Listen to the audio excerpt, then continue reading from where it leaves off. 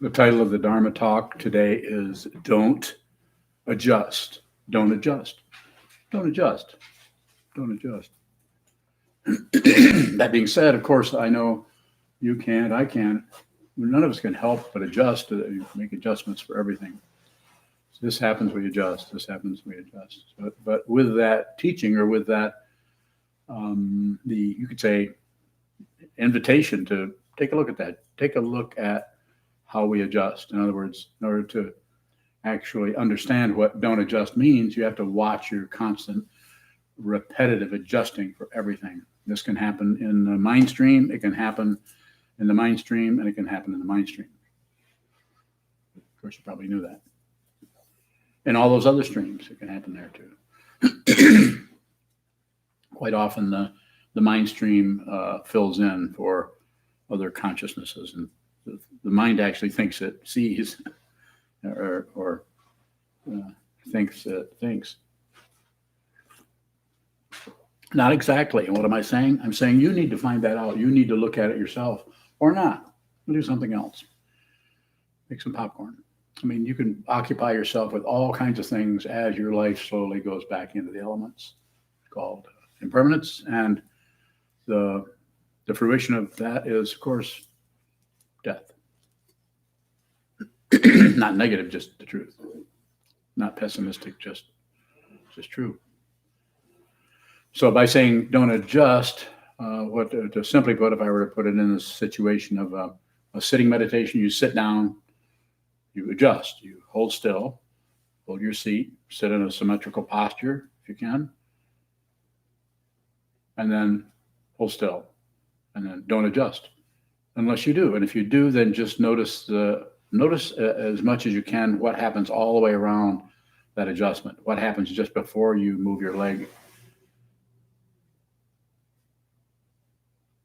and what happens after you've done that. So get the whole picture as it shows up. Don't jump ahead with analysis or presumptions or anticipations, elaborations, screenplays. Don't jump ahead with anything. Just watch. If you're watching very simply what's coming and what's going, what you're producing, what you're receiving, what you're producing, chatter, chatter, chatter, and what you're receiving. And see if you're actually receiving something, or if as it comes in, you're adjusting it so that it is more palatable for you, or because by just listening to what's happening, you don't know what it is. And the ego mind, the self-centered mind, the paranoid mind that wants this and doesn't want that, that mind can't stand to not know what's going on. This is the training facing the wall, shikantaza, wall gazing, whatever you call it. Sit down, hold still, and watch the way you keep objecting and adjusting everything. You may have to spend some time noticing that objection or that adjustment. You may have to spend some time looking at that, and I highly recommend that. So when I say don't adjust, I'm not saying kind of impulsively try to stop anything from adjusting, because that's also the other end of adjusting, trying to stop things.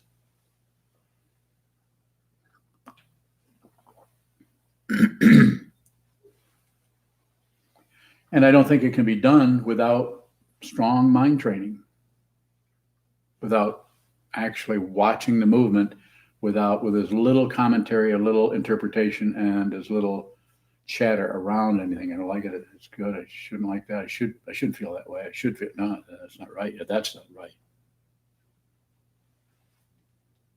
And the only way you can approach those situations is to watch the very subtle scrim or mind patterns from which that emerges, because there's all kinds of thought processes that are happening in terms of very minute dots or particles or so it seems that we need to be open and receive as much as we can when we sit down to do sitting meditation. Receive as much as you can and watch the way in which you are shut down, or the areas in which you're shut down. They may not be clearly marked. This is area C-12A, whatever. You may not have that kind of a hold on it, but it is not about accomplishing it. It's just about the intention. It's always about the intention. The intention does not support a self. The intention usually looks for results, and it has a stopwatch on it. Nothing happens. Nothing needs to happen. If you think something happens in the conventional sense, you have not looked very closely. And when I say don't believe a word I say, I'm saying that so you can see that I want you to see this yourself. I want you to see it. I'll help you by prodding you a little bit, or pointing. If you ask me, is it this, this, this? And I might say, not exactly. Even if you described it perfectly, you come up to me and describe reality, and I may look at that and think, that's pretty close, but this person doesn't need a credential.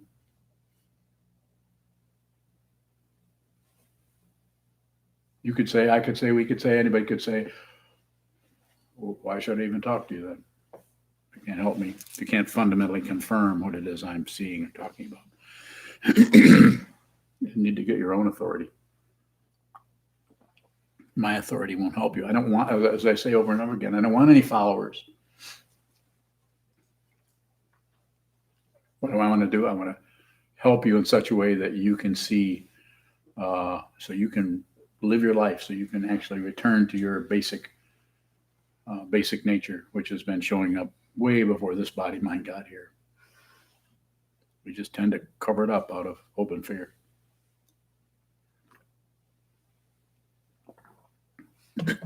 So don't adjust, but at the same time, just be aware that there's all kinds of basic adjustments that are happening all the time. So it is about observing those rather than stopping them or correcting them.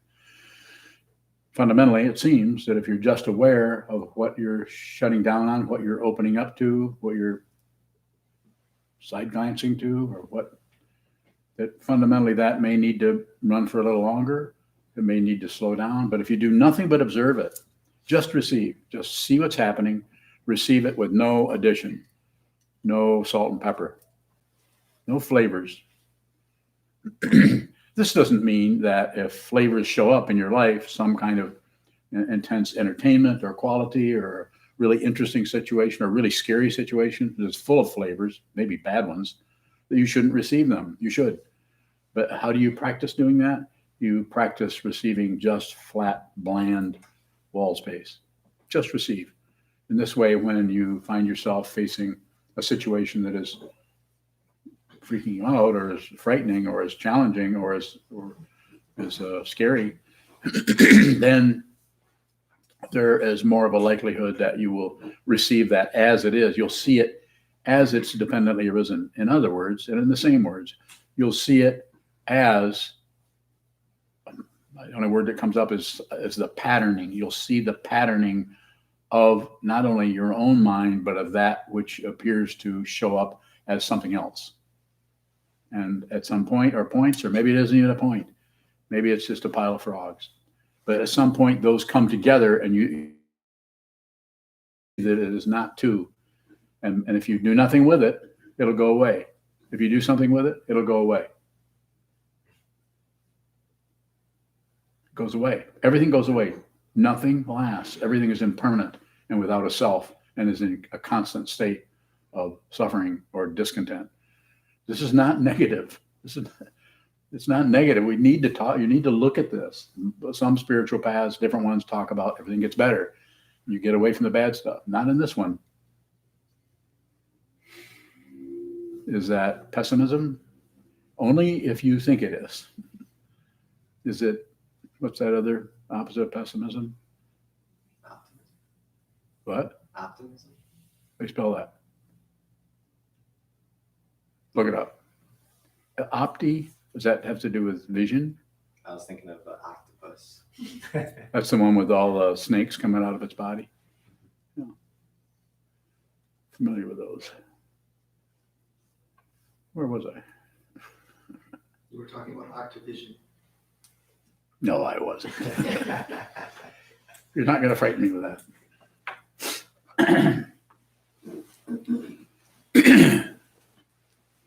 So one more thing. So where the difficulty comes is when we divide. It's so simple. We do it in our mind in just a little tiny split second, we divide, we separate ourselves from this incredible reality that has been handed on us, this precious human birth that you did not ask for. At least you don't remember it, probably. If you know all this, you won't be here. If you're in this room, then we're in the same boat. And for a few more minutes, I got the oars.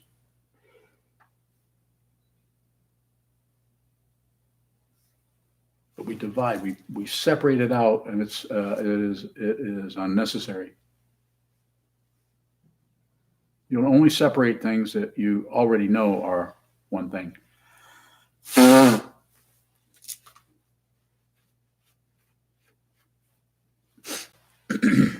Go ahead, you know. You said get your own authority. Your teacher said that. What's the purpose of authority? Authority is a concept that says that somebody's in charge of something else. And yes, so why did he say that? He said that so that you can see what that actually is. There isn't any authority.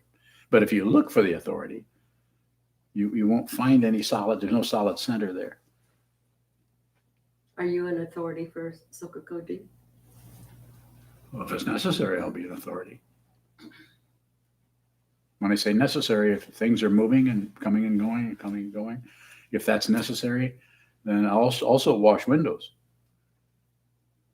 I mean, it's more likely I'll just ask Shoto to do it. But if Shoto's has his hands caught in a bear trap, then we'll just do it without clean windows. I'll get out of it somehow. So what am I saying? I'm saying we need to look and see, is there a source for anything that happens? Is there someone who knows and you don't know? Is there somebody who knows what to do next? Look, do it with your awareness rather than with a bunch of, we have precepts, but those are just like Myoshin received precepts, Jukai today. Those are to be observed. Now, those are not things to obey. Even the one that says no killing. You can't help but kill things. Dependent origination is the Dharma. And you have to, if you're going to live, you're going to take life of some sort. And to separate and say some lives are worth more than others and somehow justify the way in which you eat living beings, be relatively correct in some ways, but ultimate truth, Buddha nature is not interested in how many buttons are on your coat. It's not even interested. At the same time, it doesn't miss it. It sees every single stitch in that coat, every single button, every single thread, but doesn't abandon for what arises for what it means. That's where the confusion comes in. And one of the reasons we do that is because there's something that is scary about not knowing what this is, or not knowing who's in charge, or who's right, or who's correct. This is why they created 16-foot golden Buddhas. You got to draw that ego mind in somehow. That's one way of doing it. If you read all these flowery sutras and so on, that's one way of, especially in ancient times, of magnetizing people into a path of liberation. Might not happen in this lifetime, but it will continue to grow until one actually steps on the path, the actual path.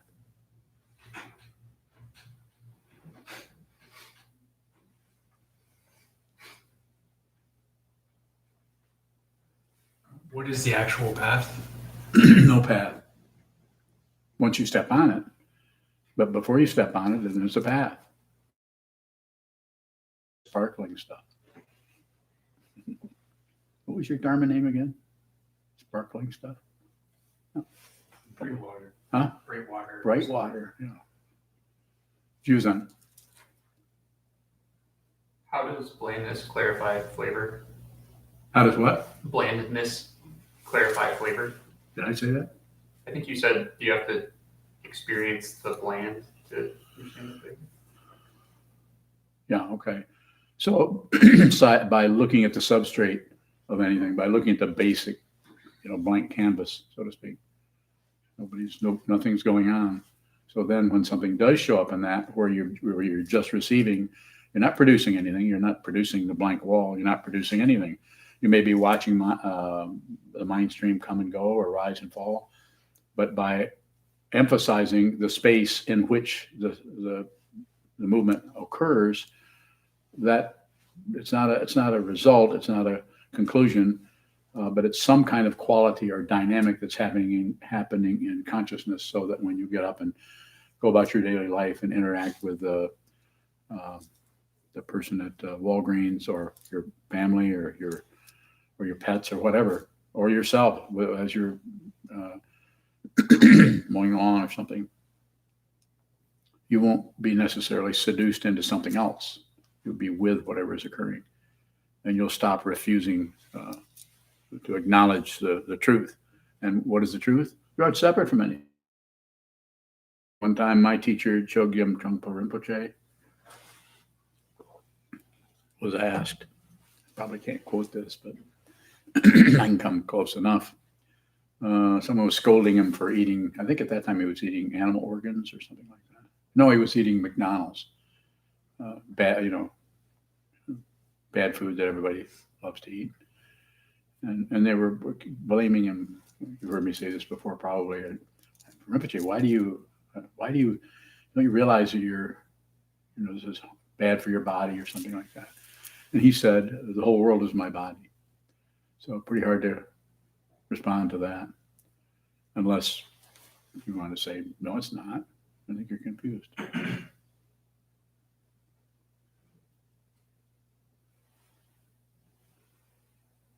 Hold on. Earlier, you were talking about Buddha nature, and you said it sees how many buttons are on the coat or something like that. So regarding Buddha nature, what is it that sees? It's just seeing sees. There's no no individual that is seeing. Right now, buddy, we see something else just because there's eyes here and eyes over there. There's eyes and ears, toes. Toes. Yeah. I usually leave that out, but lately I've been thinking about toes. Does that help? Then ask me another question. Give me an easier one, less abstract.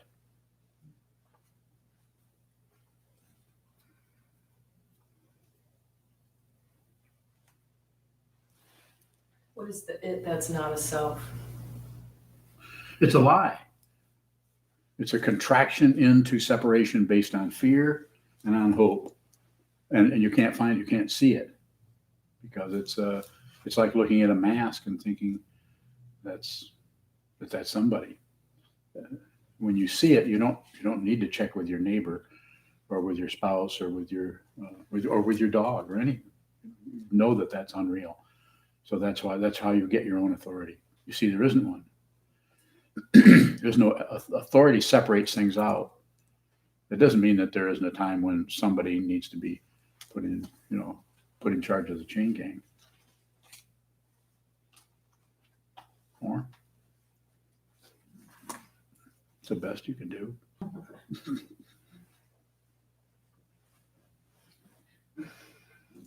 Go ahead. Haven't you got a more embarrassing question?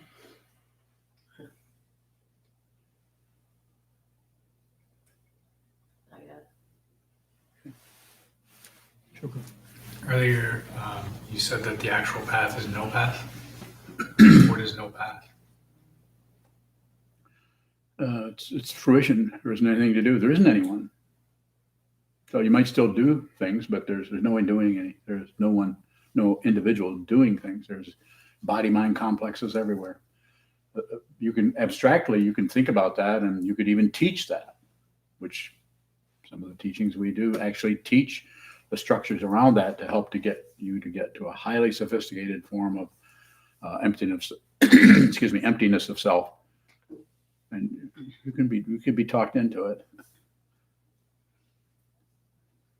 But if there's no path, there's also it includes the whole thing. because it doesn't actually include it. It's not separate from it. So therefore it doesn't need to include. So therefore the seeing of that is still in contrast to there being a path. So there's still you want more? Then ask me more. I'll wait. No. Sometimes you say that there's no contrast, so how can there be contrast if there isn't any? Comes and goes. If you still see the first thing that goes is the right and wrong, the heavy overload of contrast. This is wrong. And this is really great that we're being so successful. Everything is wonderful. I just can't believe that I'm so happy. Or the other one is, the next day it's, oh my God, everything was going so good. And then I lost the lottery. So that's a big contrast.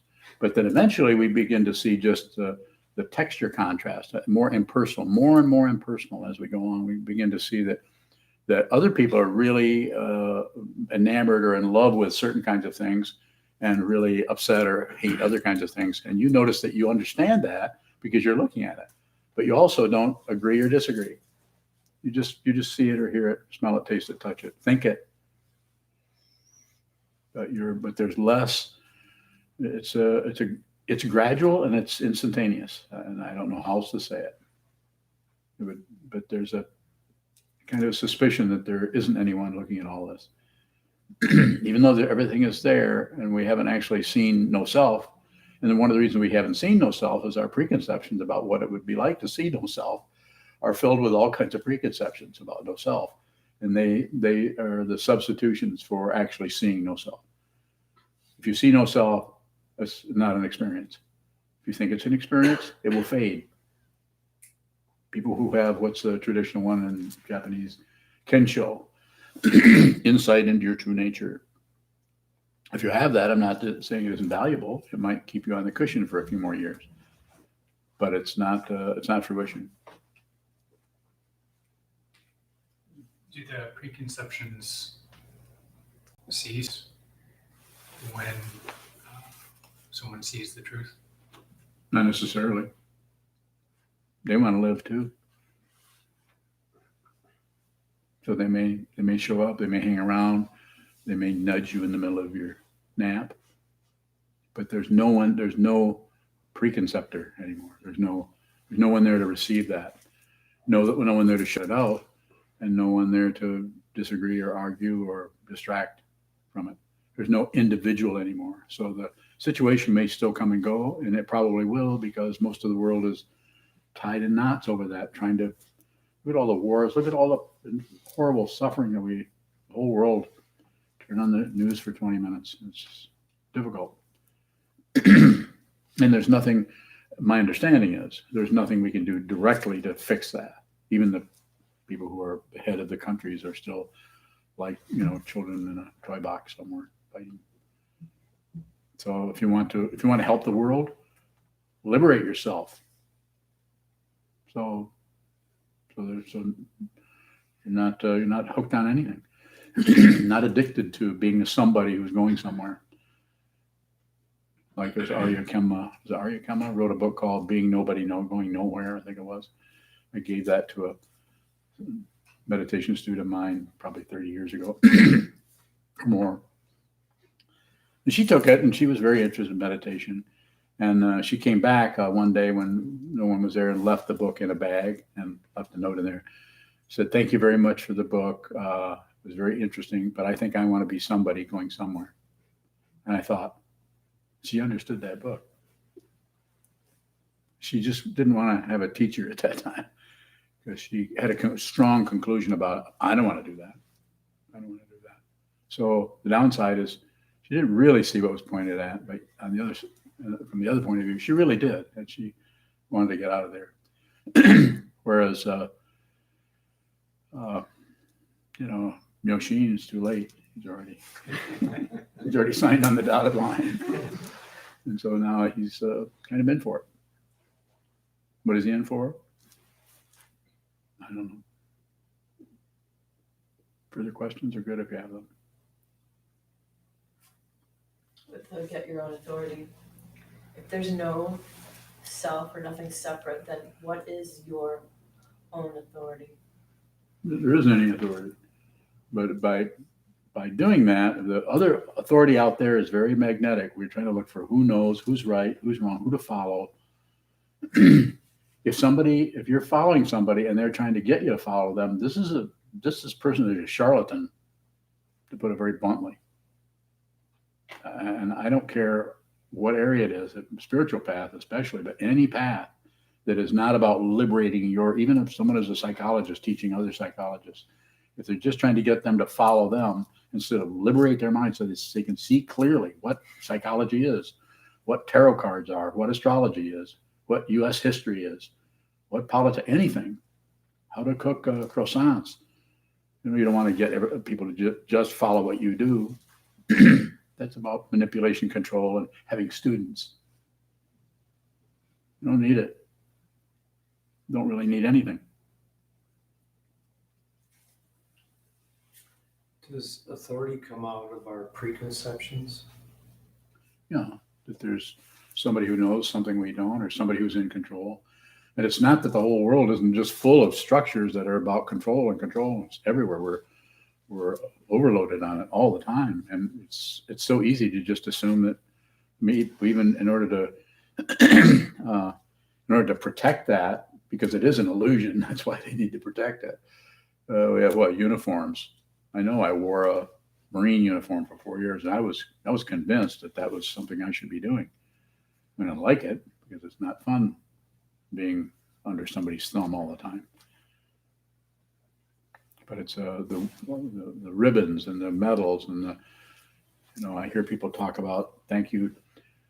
People sometimes say to me, "Oh, thank you for your service." I said, "Would you like to thank my dad for his service? He didn't want to go in, and he was made to go, and died on March 16th, 1945.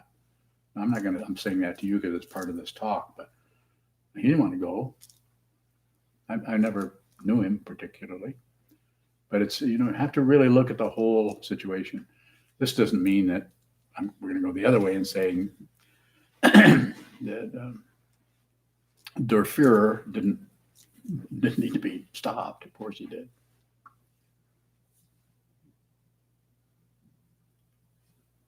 No authority.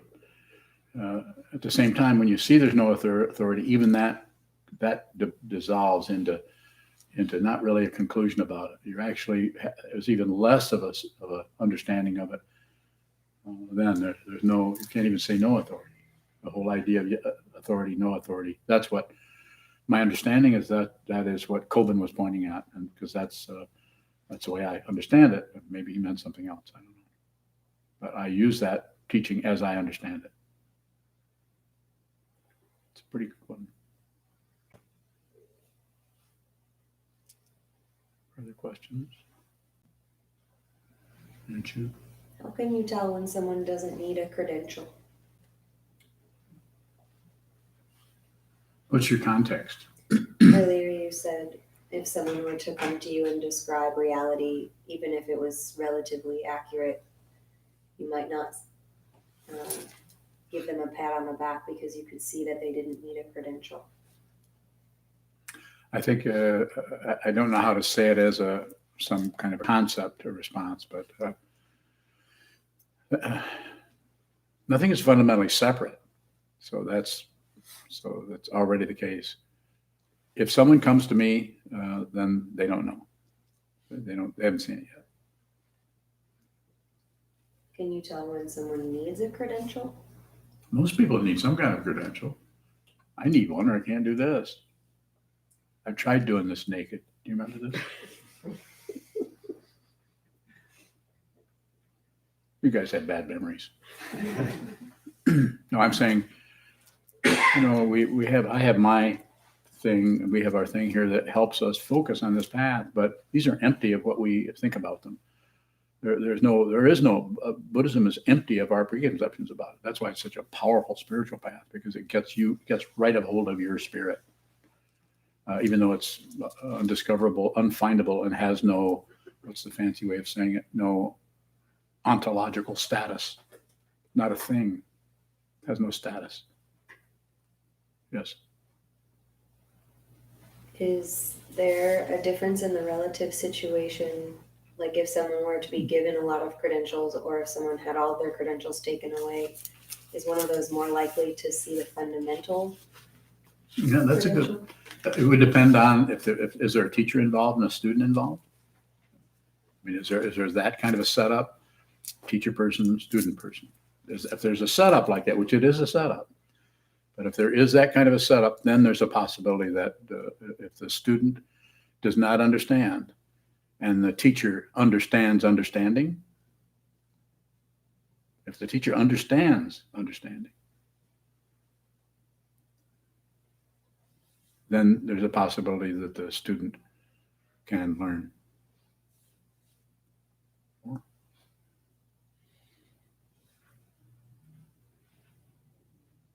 Shut up. So is understanding about the nature of understanding? Mhm. What is that understanding?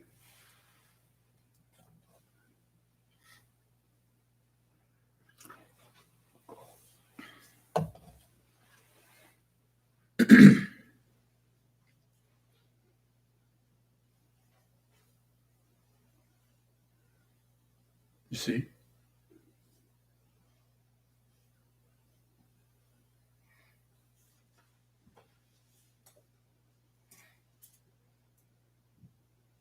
Any other questions? Suzanne? How do we function if no one knows what to do? That's the only way you can really function. If you're functioning any other way, you're headed for trouble. Not next week or next month or next year, maybe not even in this life. But if you're functioning out of relative knowledge, it has to destroy itself. The very nature of relative truth is that anything that shows up goes down. And if you're attached to anything, which we're bound to be, then it's going up and down. But the wisdom mind doesn't care what happens. It's not dismissive. It's not ignoring, but it has no, what's that? No dog in the show. Is that one of them? Or pony in the race or turtle in the soup? One of those. Turtle in the soup, I think it's it's not that it doesn't see the contrast. Not that it doesn't see the buttons on the shirt, but it doesn't impute any kind of value. The value is ultimate. Everything is 16-foot golden Buddha, if you need an image. Everything is totally valuable. Trungpa Rinpoche called it sacred world. Everything is sacred. There's no contrast. There's no sacred and profane. There's just sacred. There's the simple way of putting it was everything is basically good and not threatened. Realize that, and the warfare is over, and you won't care whether you live or die. I mean, you're not going to be voluntarily go and prove that to somebody. That would be quite a jolt of arrogance there. But you're not concerned. What are you concerned with? Just receive. Be generous with your attention. Give everything your attention. Realize what this is before this body mind goes back into the elements or is torn away from this path through causes and conditions that are your karma that are about to arise in your life 3 weeks from now. Your karma arose in such a way that you're here, and I'm here, and I have something to say. And simply put, I can say, don't add. Don't do any more math unless it's foisted upon you by your karma. Whatever's showing up is exactly what you need to see. Don't adjust. Don't take whatever's arising. In the tradition of in the Atisha 7 points of mind training, you can find these teachings everywhere. This is, I just ripped off a bunch of teachers, stole their stuff. But as Picasso said, I wanted to be really great, so I listened to him.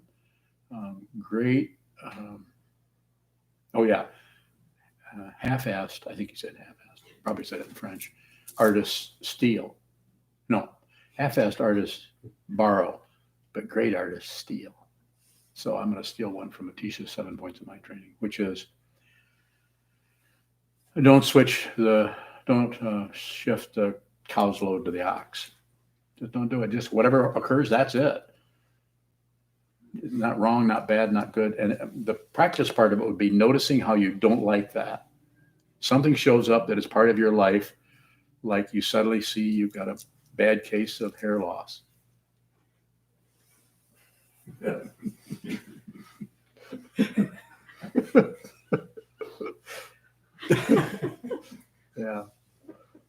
And you take an interest in that. You could even take an interest in getting very sick. You could take an interest in what's happening rather than constantly looking at how to correct, how to fix, how to change, how to make an adjustment so that you won't have stomach flu. And it's not that you shouldn't. We're not talking about being some kind of a, what call those zombies?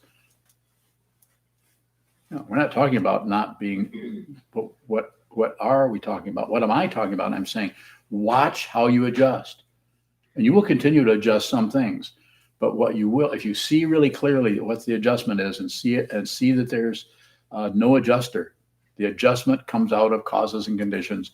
You could call it karma. You could call it your life. You could call it your, when you were a slave in Morocco in the 13th century, because you probably were. That's where I met you. Am I kidding? Somewhat.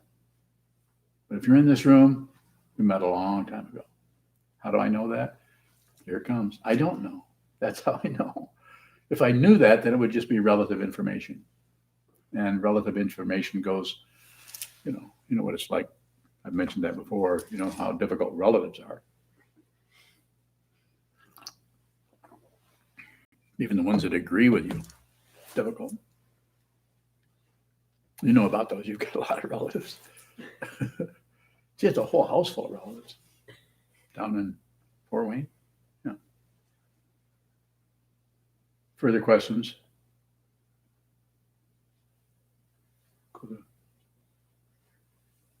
You say adjust, what do you mean by adjust? Adjust.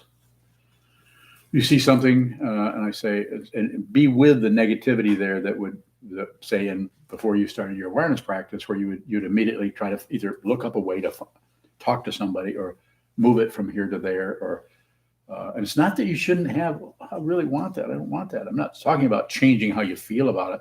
You should respect how you feel. However you feel, be genuine. Be yourself. Don't miss the part of your life that is distasteful or difficult by covering it up with ideas or covering up with meditation, spiritual materialism. Don't do it.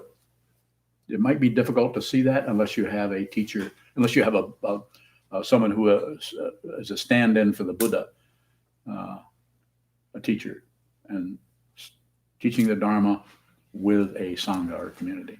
Those three seem to probably can be done without that, but much harder to do. More?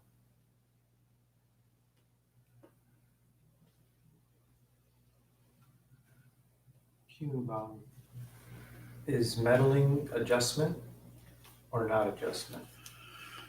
The way I use meddling is something is happening that we're kind of drawn into it because we think we know what should be happening, or we're drawn into it because we want to change, or there might be the idea that we want to help somebody. I see what's wrong.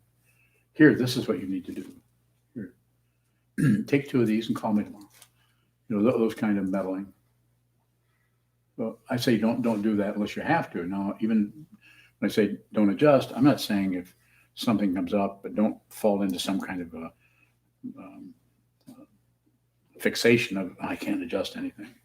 It's more about being aware of the way we move or adjust, so that we can get to know ourselves better. We can understand how we kind of refuse to have the emotions and feelings that are just spontaneously coming up, that are coming out of causes and conditions that look distant or like we didn't create them. Just like a child looking at his or her father or uncle or brother. We didn't create them, but on the other hand, we're beginning to recreate them as we interact. We begin to recreate the world. Further questions? Yes, Bhaskar. Is liberation also impermanent? At least that's how I understood what you said previously. Is elimination Liberation, of liberation also what? impermanent. Yes. Yeah, liberation is impermanent. It's the word that points to something. So it can't last. Nothing lasts. Good. Keep coming. So the realization of liberation also impermanent. Impermanent. You can't find anything that's permanent.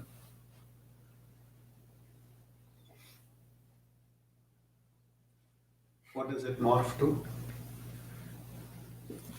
If it morphs, then it morphs back into the void, and then it shows back up again.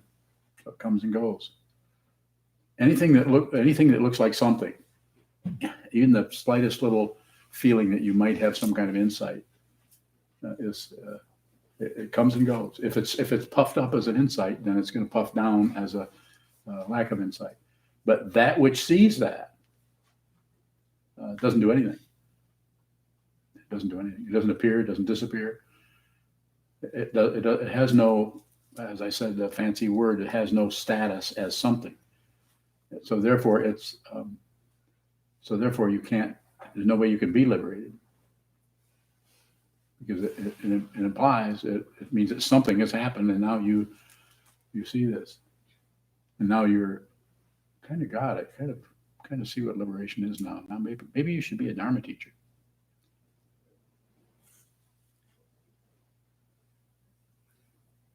Go further into that if you want to. Okay. Shoto. Is the ego what's being affected during our practice? Is the ego what's being affected? Somewhat. It's as I sometimes use the image of a metaphor for elimination diet for ego is meditation. Meditation is something we do that is not comfortable. If it's comfortable when you meditate, then you're probably not meditating. You're probably contemplating something that's pleasant or enjoyable, or listening to sounds or something. And again, not wrong. Maybe we need to do some of that so that we can stay here and we continue to practice. Sometimes we need mantras, or sometimes we need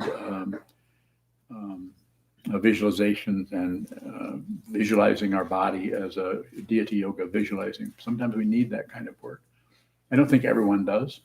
I think my understanding is you can just sit down and you can do it. You can do this yourself just by looking at it. More?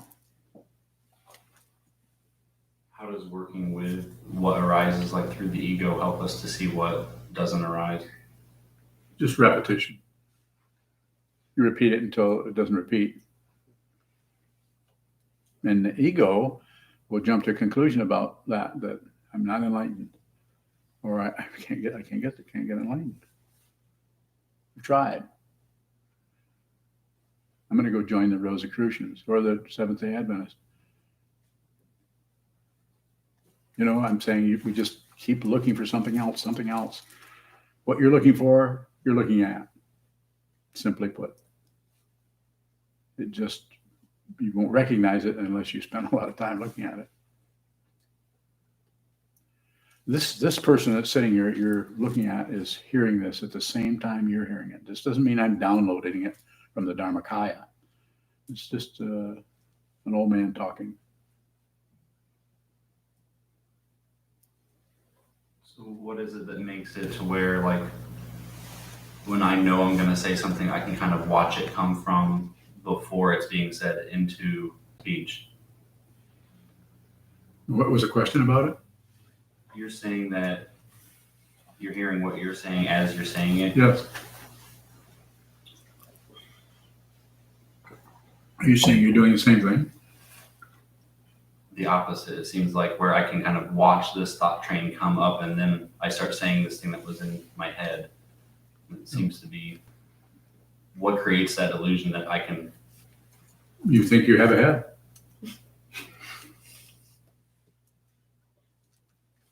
I mean, that's a simple response to it. I'm not trying to be funny. Oh, I know that's hilarious.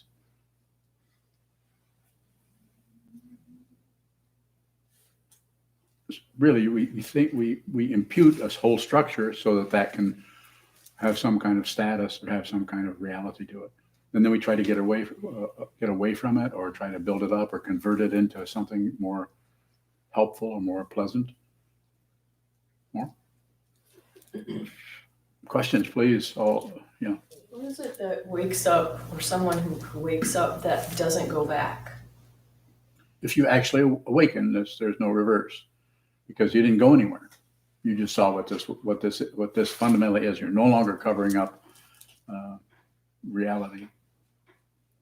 So But go if ahead. you're not separate from the whole confused state of things, how can that not separateness bleed into that so it covers it up again?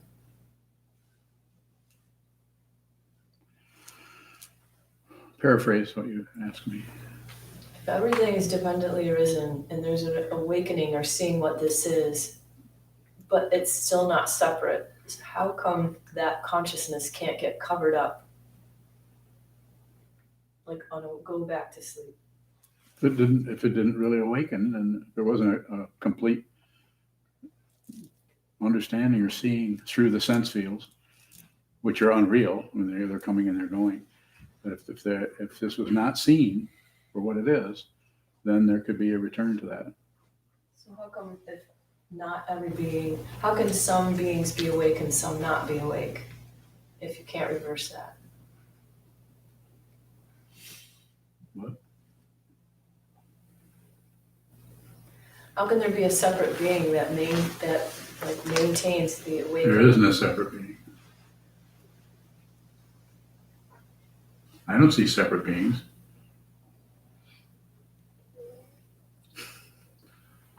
It looks pretty funny to see people who think they're somebody. If liberation is impermanent, the way you answered Bhaskar's question, then how can there be awakening? That's how there can be awakening. Ask Bhaskar. Yes. What is complete awakening then? There isn't anything else. You don't see anything else. You don't see awakening. You don't see unawakening. You don't see anything else. More. So why do we use the word liberation? You need to say something about it. We need to say, if you understand this or see this, then, and people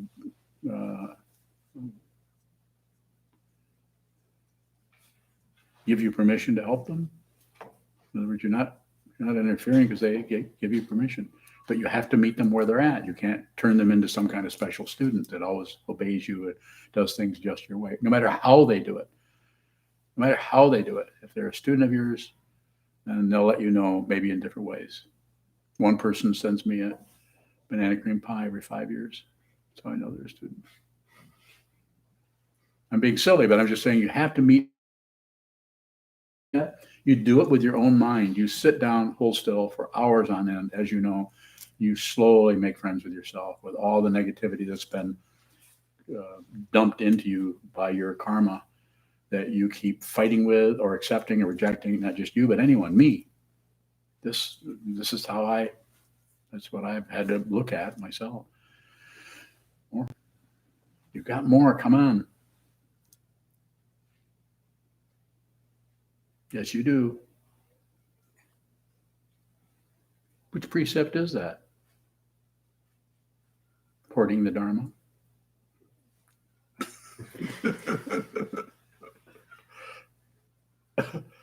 I've always wanted to use that one. Have I used that before? Onion Bunny?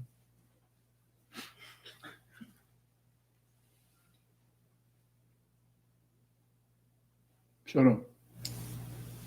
Is suffering when we think there's an alternative situation that we could be doing? Yeah. We think there's something else.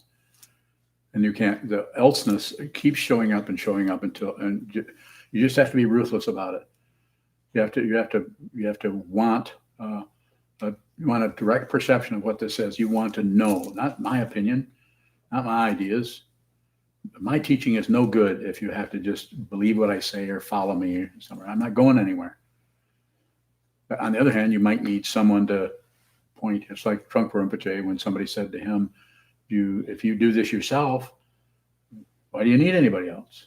And he said, his way of talking about a teacher is, it was very interesting. When I first heard it, I rolling that around in my mind, how can that possibly be meaningful? He said, you need to have somebody watch you do it. Watch you awaken. And I understand that. How do I understand it? I don't have any idea. Munyo? From San Ho in Oklahoma. You've said you aren't a pacifist. What's the difference between passivity and just receiving? Well, pacifism is a term, and we'd have to get into meanings. I'm just saying I don't take a position on. I look at positions, and if I see a position rise up, I also don't take a position on not taking any positions. So a position may show up, and it may back off, and I just kind of enjoy the weather. And so, like it says in it, you observe the precepts. You may have to kill somebody. You may have to lie. You observe those, so you're very, very ethically or very clear about what you're doing. If you are lying, you know what you're doing, and you have an understanding with dependent origination or however you want to. It's not justifying it. It may be maybe you had to lie, and it may haunt you a little bit. Probably not a bad thing. So, but as far as being a pacifist,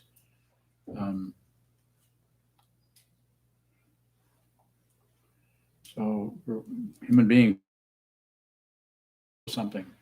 I say don't go to war, don't go to peace, don't choose anything. But because of our karma is arising and falling, and sometimes our hair falls out, we didn't say, I'd like to keep my hair in. Have you ever noticed how difficult it is to control hair?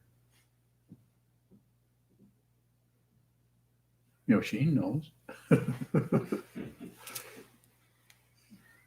So I'm saying we don't have a lot of say-so about much of anything. We got somehow dumped here. I'm sure Rumi's still ruminating about that. I remember the first 6 months he was alive, he was kind of irritated because he was here. Did you notice that about him? First he was like, I don't like it here. I want to go back to the heaven realm where he came from when he was an angel. So accepting, rejecting, looking away, shutting down, opening up, all that stuff is just, you might have to watch yourself do a lot of that before the awareness starts to, you could say, just a relative way of saying it, starts to break away from its addiction to the thought patterns and starts to, you could say, just a way of talking about it, just starts to leave that and break away. So you're starting to lead your life with your awareness and not with a bunch of ideas, conjectures, opinions. It's not that those aren't there. They're more readily available. It's like, and they're not particularly biodegradable, but they're ready to come up and help you if you come into something like you run into a brick wall. You've got all your past karma to go out and say, it's brick, it's hard, you can't walk through it. Okay, got it. A big bruise on your head. So relative truth is, but it is, you could say, secondary to awareness. Awareness needs to be out there in front to continue to use relative metaphors for it. At some point or something, maybe there's not that point at all. Maybe you need to understand it as points. Maybe you don't. The more you can go beyond the points that anything is pointing at and see the space in which it occurs. Because one thing about space is not separate from anything. I mean, just because the space inside a house and the space outside in the yard are separated by a bunch of walls, still the same thing. Space. It's space. And space, just to make everything a little bit more confusing is space, and that which arises in the space are not separate from each other. It's quite a collaboration. It's called cooperation. The phenomena arising in space. Isn't you? You've said that awakening is not an experience, but it can have experiential qualities. I did. Do the qualities come and go? Yes. Yeah, the quality no longer reinforces anything. It doesn't reinforce, I'm having a quality of mystical insight with my relationship to the Godhead, or or I'm feeling the Buddha in my heart. You may, but it's just a quality. It could come and go. That may tag around with you for a few years. Or the feeling of being blissed out, that could happen.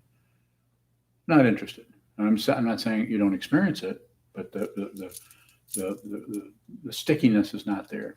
Where is the stickiness? The vow to be with all things.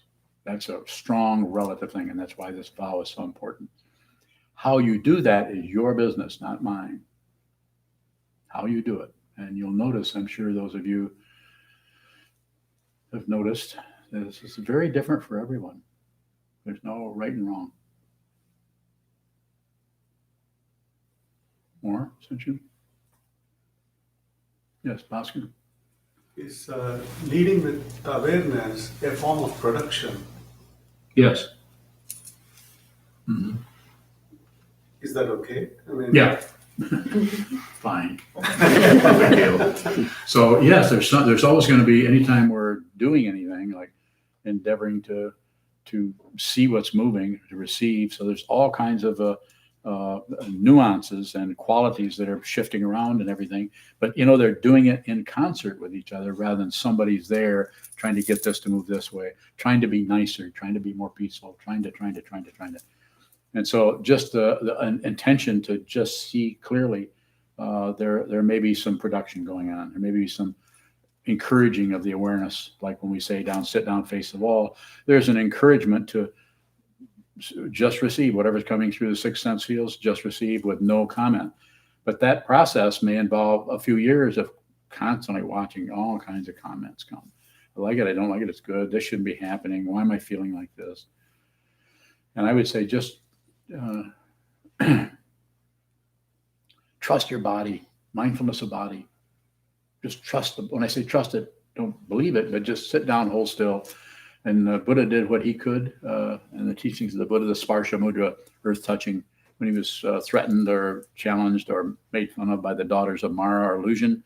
What proof do you have? And he said, touch. You see lots of images of the Buddha, one arm's down, like so, touching the earth, Sparsha, touching. This earth is my witness. This is this. In other words, this situation is my authority. I mean, but he was talking to aspects of his mind that were challenging. His mind is trying to eat him alive as someone who has failed. And you have to go, everyone here, if you attain awakening, which is a relative way of saying it, you're going to have to go through some failure. And don't fight with it. Because the polarity of success and failure are unreal. But they sure seem real when failure comes, when death comes without warning, or when sickness comes, sickness, aging, and death. It seems real. It seems like, shouldn't I do something about this? You brought up what Trungpa Rinpoche said about you need someone to watch you do it. But then in that Sparsha Mudra, it sounds like he's not looking for a witness of that. So I'm wondering, I'm not sure how to ask it, but Go ahead and ask. Why do you have to have someone watch you do something that you have to witness yourself? Because you're not the Buddha. He had two teachers. I mean, as far as we know, we can't be sure what happened back there a long time ago. Keep going. I haven't really answered your question.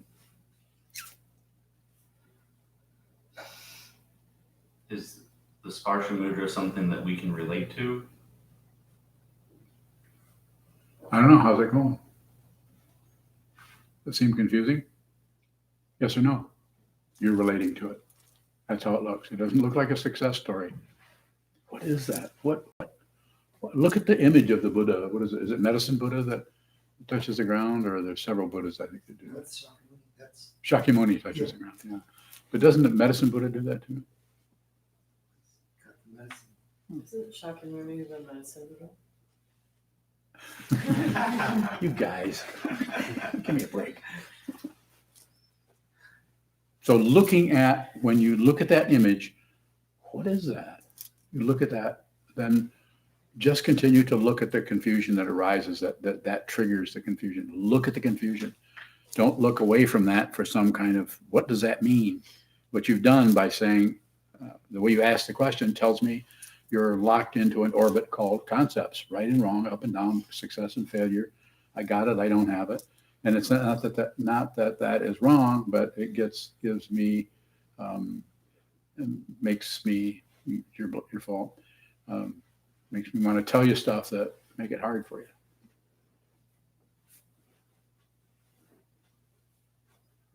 Why do we look for the teacher to validate our experience? Oh, we want somebody to help us. As long as there's separation, and you should. That's what the whole teacher-student thing is about. We do that until it just we see what it is. I wanted both of them to validate me. It was hard. Neither one of them did. The last one wouldn't even talk to me. I mean, of course, I maybe if I groveled or crawled on the floor, please. But I had too much pride to do that.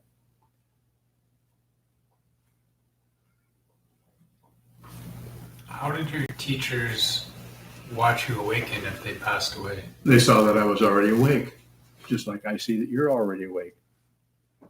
Bingo. Stop refusing. And how do you do that? You watch the way you keep shutting it out. You shut it out. We shut it out. I shut it out. Was that answer clear? You notice how long it took me to think that up? Same question. Can we see how we shut it out? That's how you do it. You actually begin to see the way you're blocking things.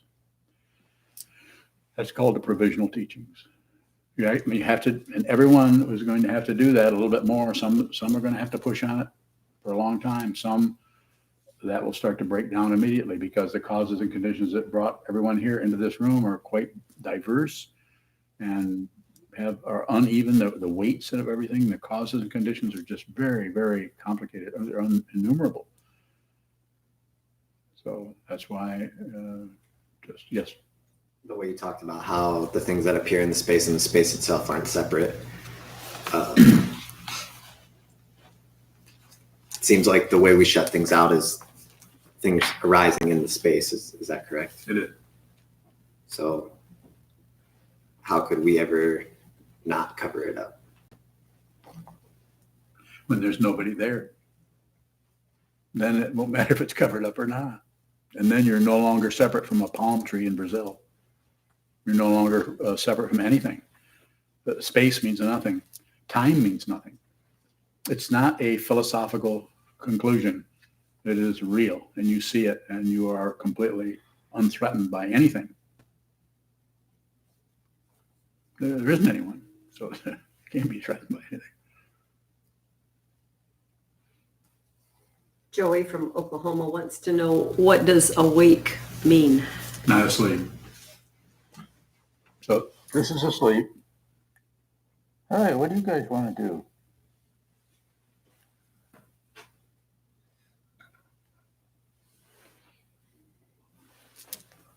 Joey probably won't get that one.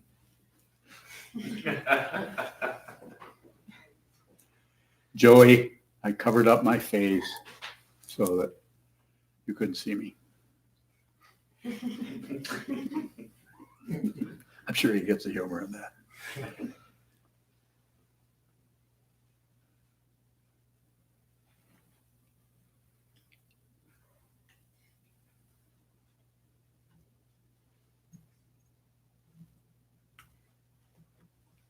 Can anything be covered up? Pardon me? Can anything be covered up? Yes, until it's not. The fundamental nature of samsara is covered up and uncovered. It's the contrast between night and day, up and down, back and forth, light and dark, Buddhas and sentient beings, life and death. This is a whole bunch of exotic this and that everywhere. But from the relative situation, that's how we describe it. From the ultimate, if you want to call it an ultimate situation, there isn't anything. So therefore, nothing can be covered up. There isn't anything else. The elseness is gone. And the third turning teachings, there's different ways of talking about all this. And I'm not a scholar particularly, not even unparticularly. But there isn't anything else.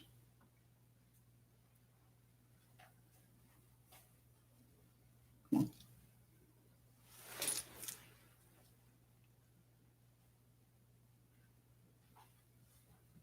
Shut up.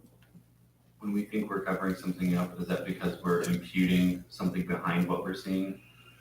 It could be. It'd be if you have a thought that you're shutting something out, it could show up all kinds of ways. The karma, the causes and conditions that arise and resonate with a certain kind of dynamic that you have, or more with you than less with somebody else. Some people are very emotionally and intuitively based, and some people don't have a lot of that, but they have a whole lot of conceptual functioning happening there, or a whole lot of control modalities that are showing up. So it would be different for each person. This is why it's so important to separate yourself from everybody. You know, our body, or this is where it's happening at as far as body, speech, mind. Sit down, do nothing except receive. Just give everything your attention. If you hold very still and give everything your attention, the first thing you'll see, and it might take weeks, might take years, but you'll probably start seeing the way in which you object to things and you agree with other things. You'll see the very duality that you are addicted to, basically. And the addiction comes from wanting to be somebody. Sometimes that addiction is so powerful that you're willing to actually take your own life to prove that you are somebody. To prove there is somebody here. And I'll show me. I'll end me. Probably won't happen because it's not your property. It's relatively speaking, it's just on loan. I'm not against all the other approaches to suicide. Working with suicide, people should do whatever they need to do. But it might be a good idea to just go for the mistaken identity part of it, that you think there's somebody to kill. So you don't have to get rid of the negative, bad, horrible feelings. You don't have to get rid of anything. And you don't have to include anything. But what do you have to do? Well, if you're listening to me, then I think you should see it yourself. Train your mind. One more question, if there's one out there.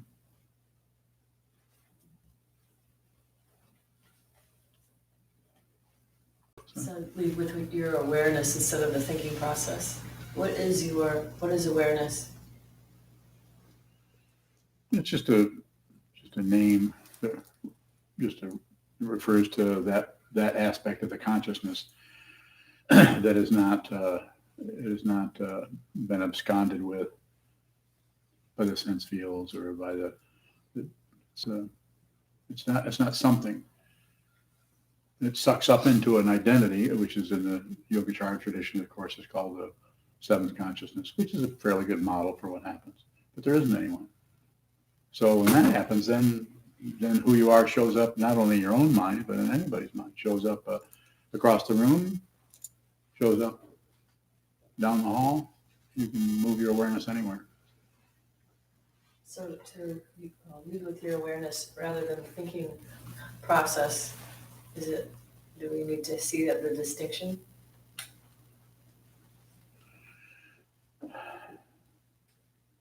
I don't know about the need part, maybe. The distinction part is always kind of fishy. But if you say lead with your awareness instead of the thinking process. I know you can't do that.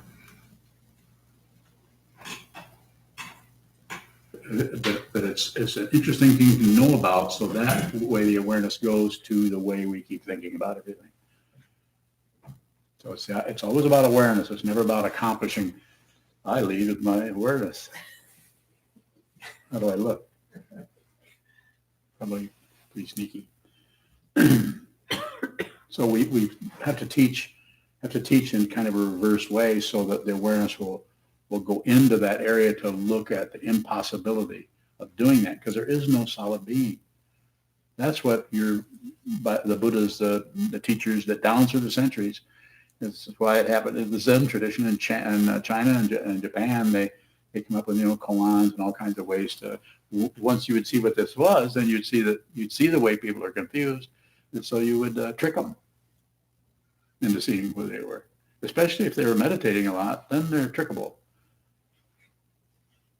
But if they're not working on trying to see what this is, what is this? And there are different teaching styles. Rinzai is more masculine and martial, military kind of thing. Soto's a little softer. Some of them are so soft that you probably aren't going to attain awakening. You might feel better.